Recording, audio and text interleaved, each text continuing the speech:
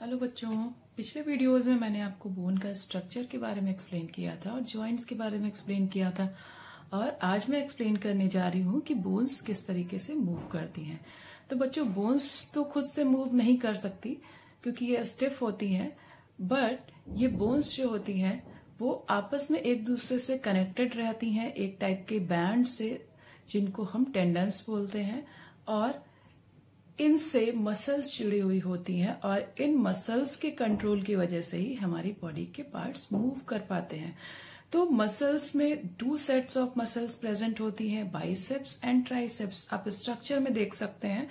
तो बाइसेप्स जब कॉन्ट्रैक्ट करती हैं तो ट्राइसेप्स रिलैक्स होती हैं, और जब ट्राइसेप्स कॉन्ट्रैक्ट करती हैं तो बाइसेप्स रिलैक्स होती है। तो इस तरीके के ऑल्टरनेट मूवमेंट की वजह से, मसल्स की वजह से हमारी बॉडी के पार्ट्स मूव करते हैं।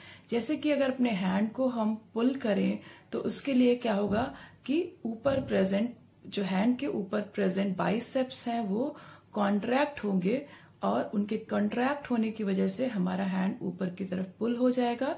और अगर हम अपने हैंड को वापस से उसी पोजीशन में ले जाना चाहें तो उस कंडीशन में क्या होगा, ट्राइसेप्स जो हैं वो कॉन्ट्रैक्ट हो जाएंगे और बाइसेप्स रिलैक्स हो जाएंगे। तो इस तरीके के ऑल्टरनेट मूवमेंट की वजह से, मसल्स की वजह से हमारी बोन्स, क्या कह सकते हैं कि हमारी बॉडी का हर पार्ट जो है मूव कर पाता है। बच्चों, जैसे हमारी बॉडी मूव करती है उसी तरीके से अदर एनिमल्स की बॉडी में भी मूवमेंट होता है। तो अगर हम अर्थवर्म की बात करें तो अर्थवर्म में फ्लूइड स्केलेटन प्रेजेंट होता है और उसके ऊपर एक स्किन की कवरिंग होती है। तो इसी फ्लूइड स्केलेटन के अंदर मसल्स भी प्रेजेंट होती हैं। तो जैसे हम किसी पाउच को आगे की तरफ स्क्वीज कर देते तो लिक्विड, उसके अंदर जो फिल्ड जो भी चीज होती है वो आगे की तरफ पुश हो जाती है। तो वैसे ही इसकी बॉडी में मसल्स जो है पुश करती हैं उस फ्लूइड को, जिसकी वजह से उसकी बॉडी आगे से जो है, फ्रंट पार्ट जो है उसका आगे की तरफ बढ़ जाता है और वो फिर पीछे के पार्ट को पुल कर लेता है, और इस तरीके से कंटिन्यूअस मूवमेंट उसकी बॉडी में होता रहता है। अब अगर हम कुछ एनिमल्स ऐसे जिनमें एक्सोस्केलेटन प्रेजेंट होता है उनके मूवमेंट की बात करें, जैसे कि आपका स्नेल हो गया, कॉकरोच हो गए। तो स्नेल में क्या होता है, आउटर कवरिंग प्रेजेंट होती है, आउटर हार्ड कवरिंग प्रेजेंट होती है जिसको हम एक्सोस्केलेटन बोलते हैं।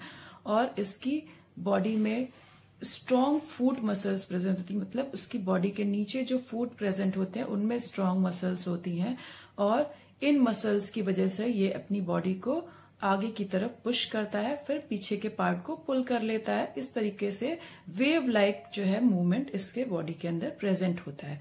फिर अगर हम कॉकरोच की बात करें तो कॉकरोच में भी एक्सोस्केलेटन होता है, मतलब ऊपर आउटर हार्ड कवरिंग प्रेजेंट है, और इसमें 3 पेयर्स ऑफ लेग्स प्रेजेंट है। और ये लेग्स कहाँ से जुड़े हुए हैं, ब्रेस्ट पार्ट से जुड़े हुए हैं।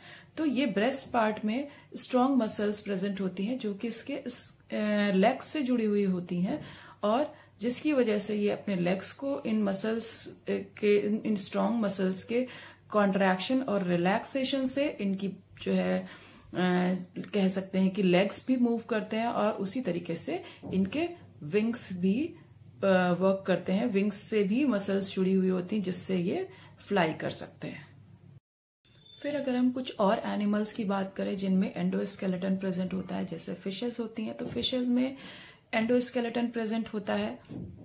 इनमें बैकबोन होती है, बैकबोन जो कि कार्टिलेज की बनी होती है, और इनकी स्ट्रीमलाइन बॉडी होती है जिसकी वजह से ये वाटर को चीरते हुए आसानी से जो है मूव कर सकते हैं। तो इसमें क्या है, इनके बैकबोन से जुड़ी हुई मसल्स प्रेजेंट हैं, और इनके जो लिम्स हैं जैसे कि टेल है और साइड विंग्स हैं, तो इनमें भी मसल्स प्रेजेंट होती है, और इन मसल्स के कॉन्ट्रैक्शन और रिलैक्सेशन के ऑल्टरनेट मूवमेंट से ये आसानी से अपनी बॉडी को मूव करा पाते हैं।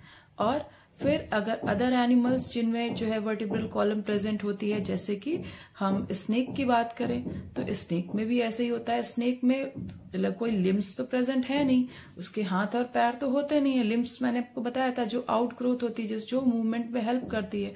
तो स्नेक में इस तरह का कोई आउट ग्रोथ स्ट्रक्चर नहीं है, मतलब उसकी बॉडी में कोई लिम्स प्रेजेंट नहीं है।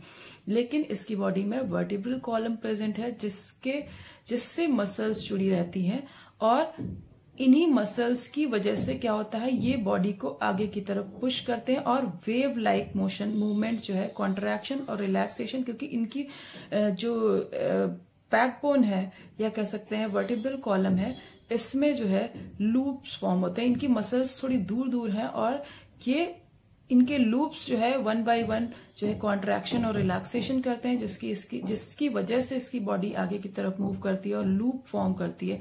इसीलिए आपने देखा है कि स्नेक जो है वो लूप फॉर्म करते हुए चलता है।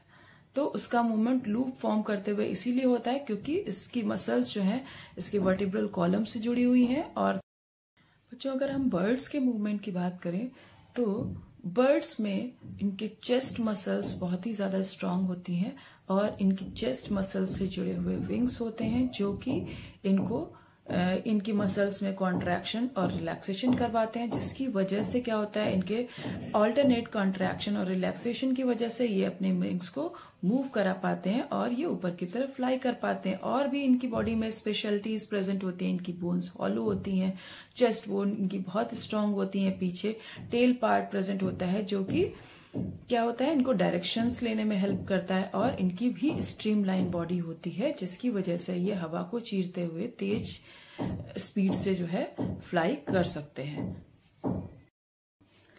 बच्चों, अगर मेरे एक्सप्लेन किए हुए टॉपिक्स आपको वर्थ लगते हैं तो प्लीज चैनल को सब्सक्राइब जरूर करें और लाइक करें। अगर आपको साइंस से रिलेटेड कोई और टॉपिक का एक्सप्लेनेशन चाहिए तो उसको भी कमेंट बॉक्स में लिखें। Okay, thank you, bye bye.